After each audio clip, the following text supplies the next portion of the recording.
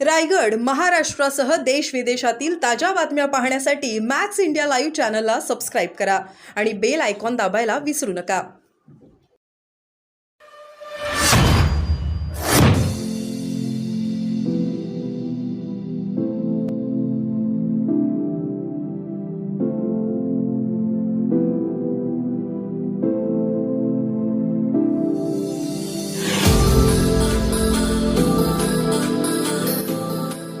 असं तुम्हाला वाटतं का विधानसभेत उतरावंच लागेल असं वाटतं?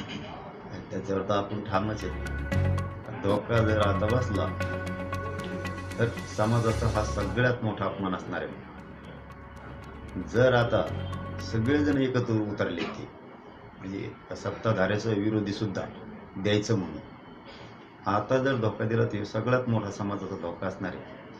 मग मात्र त्यांचे खूप हाल होणार आहे. मग आता विधानसभेला काय करायचं? लढायचंय का पाडायचंय, काय करायचंय त्याच्यावर समाजाला विचारून आम्ही मोठी बैठक करू. त्याच्यावर मोठा निर्णय जाहीर करणार आहे. पण आताच बघा ना, येताना जे SITच्या टायमाला बहुतेक तसा अंदाज दिसतो, SITच्या टायमाला बाकडं न वाजणारे आमदार आता भेटायले. आमदार सगळ्या पक्षाचे बहुतेक बाकडं न वाजणारेच भेटायला यायला लागले जातात. आणि समाज शेवटी गरज आहे ना गोरगरीब मराठीची. तर गोरगरीब मराठी घरी बसवणार त्यांना. बाकडं न वाजवणारी संज्ञा काय असं अंदाज आवडले कपा वाजले दोन आता ते नाही SIT नेमली माझ्या गोरगरीब मराठ्यावर माझ्यावर. त्या टायमाला दोन्ही हाताने टेबल आणलेली ते त्या याच्यातले घरातले विधानसभेतले दोघं तिघं असं उठून उड्या आणते ते वरून ढोल वाजल्यासारखं.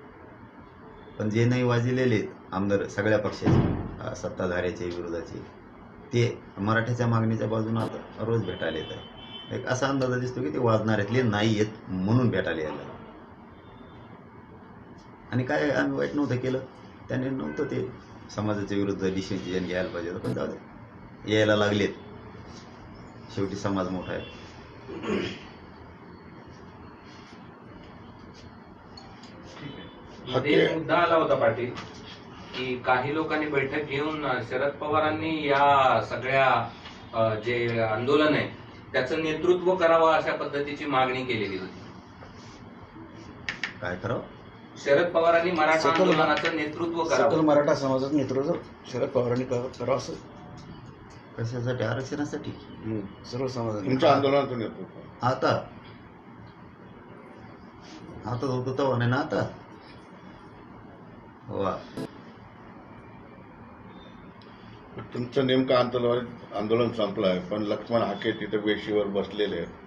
आंदोलन त्यांचं सुरू आहे आणि संविधान वाचवा आणि आरक्षण सुरक्षित करा असं त्यांचं म्हणणं आहे.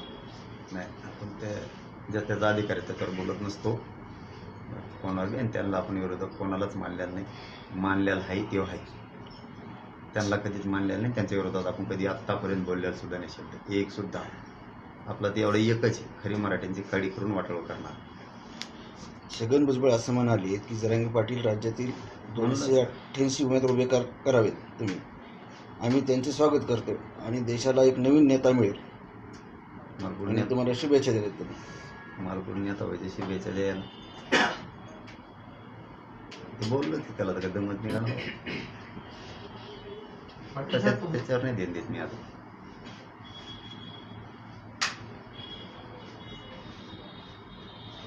सरकार गेल्या वेळेस सातत्यानं सांगत होतं की आम्ही ओबीसी आरक्षणाला धक्का न लावता मराठ्यांना आरक्षण देऊ. काल तुम्हाला स्पष्ट सांगितलंय का त्यांनी आता ओबीसीतूनच आरक्षण देऊ म्हणून?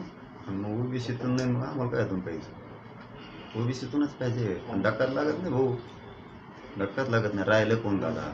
नीट सांगत नाही तो की नीट सांगत नाही. हे बघा एवढेच वेळेस सांगतो आता. बोलायला त्रास होतोय पण स्वारी एक शब्द थोडं उशिरा येते. नाही ठीक आहे. फोटो सांगत आहेत बघा ते ओबीसीचे 2-3 नेते ते वरचे. मराठा विदर्भातला आरक्षणात गेला, खानदेशचा गेला, कोकणचा भाग गेला, जवळपास 70-75% पश्चिम महाराष्ट्राला गेले. मराठी राहिलेच तुमच्या आरक्षणात ओबीसी ते यायला. आता नोंदीत काही गेले, कशाला विरोध करता? माझा तर सल्ला आहे, सल्ला देण्या इतकं मोठं मी नाही. पण माझं म्हणणं आहे त्यांना की तुम्ही उलट मराठ्यांच्या बाजूने व्हायला पाहिजे ओबीसीच्या नेत्यांना. राहिलेले घेऊन टाकले आनंदात, असे जाणारच आहेत. आनंदात घेऊन टाकले तर आपले समाजसुद्धा चांगले राहतील. तुम्ही विरोध केला तरी मराठी आज चालले येतच. त्यामुळे ओबीसीतूनच घेणार आहे, त्याच्याशिवाय सुट्टीच नाही. सुट्टीच नाही. नसता मराठा समाजाची बैठक घेऊन 1 महिन्याच्या नंतर आम्ही डिशेत जाऊन ठरवणार 288 द्यायचे का 288 पाडायचे का आपले द्यायचे. आणि सगळ्या तरी धर्माची बैठक घेणार आहेत. मी आत्ताच बरेचसे खुलासे नाही करणार, पण मी जरी रात्री इथं आलो काल, माझं काम सुरू केलेलं आहे. आणि आज समाजाला कधीच उघड्यावर नाही पडून देणार, जीव जरी गेला तर. तुमच्या जीवनावर एक चित्रपट येत आहे, संघर्ष योद्धा म्हणून, तो आज राज्यभर प्रदर्शित होणार आहे. याचं नाही त्याच्यात नाही जीव. पहिल्यापासून मी त्यांनाही सांगितलं होतं की मला त्या पिक्चरात काही जीव नाही बघा, माझा आरक्षणात जीव आहे, मला ही लढाई लढवायची. त्यांना पण शुभेच्छा.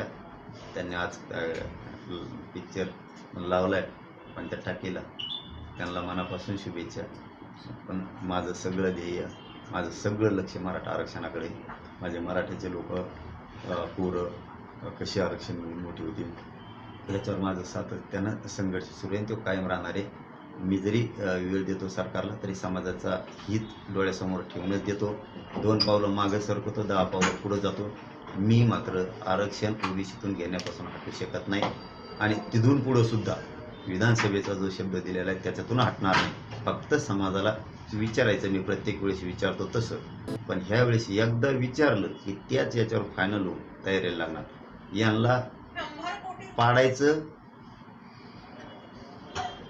का आपले उभा करायचे, 2 एक प्रकार ठरवायचं. म्हणजे पाडण्यात मजा आहे, त्याच्यात मोठा विजय आहे, का आपले उभा करायचे. पाटील तुम्ही सिनेमा बघणार की नाही कधीतरी? नाही, मला आता 7-8 दिवस तो उठताच येणार नाही. बघ कसं काय, मला आजच नाही खरंच ते. म्हणजे सध्या मला हे महत्त्वाचं आहे माझ्यासाठी, आरक्षण लय महत्त्वाचं. महायुतीला राज्यात फटका बसल्यानंतर देवेंद्र फडणवीस यांनी शपथ घेतली की जोपर्यंत राज्यात जिंकणार नाही तोपर्यंत हार घालणार. मग त्याला मी काय करू शकतो सांगा, ते माझ्यासाठीचा प्रश्न असो. मी राजकीय नाहीच आहे ना. मराठा आरक्षणाचा आंदोलनाचा महायुतीला फटका बसला होता, त्याच्यानंतर प्रतिक्रिया त्याची. हो ना, पण मी राजकीय नाही ना, त्यामुळे ते माझ्याकडे प्रश्नच येऊ शकत नाही. कारण मग मी म्हणलो असतो त्यांना हारत नाही घालून जाणार, मी राजकारणी असतो. मी सामाजिक आहे, तो मार्गच नाही माझा. आता ते मी घालायचा नाही घालायचं, पण आमचं आरक्षण द्या, कोणी द्या, आम्हाला आरक्षण पाहिजे. तुम्ही तुमचे राजकारण तुम्हाला लकला, पण नाही ना दिलं रे बाबा, मग मात्र पुढची रणनीती लय डेंजर असणार. पाटील, काल तुम्ही एक सरकारला विनंती केली की आंदोलनाच्या नावावर किंवा माझ्या नावावर 100 कोटी रुपये उकळलेले आहेत असं माझ्या कानावर आलेलं आहे. त्याच्यामध्ये अनेक लोक आहेत, काही पत्रकार सुद्धा आहेत असं कळतंय, काही सामाजिक कार्यकर्ते आहेत, निकटवर्ती आहेत, जवळ असलेले पळून गेलेले आहेत वगैरे वगैरे असं कळतंय. ते त्याच्यात सत्यता किती आहे त्याबद्दल काय सांगणार? नाही, सत्यतासाठीच मग मी ते हे केलंय की माझ्या कानावर आले. खरं असेल तर सांगा, खोटं असेल तर सोडून द्या.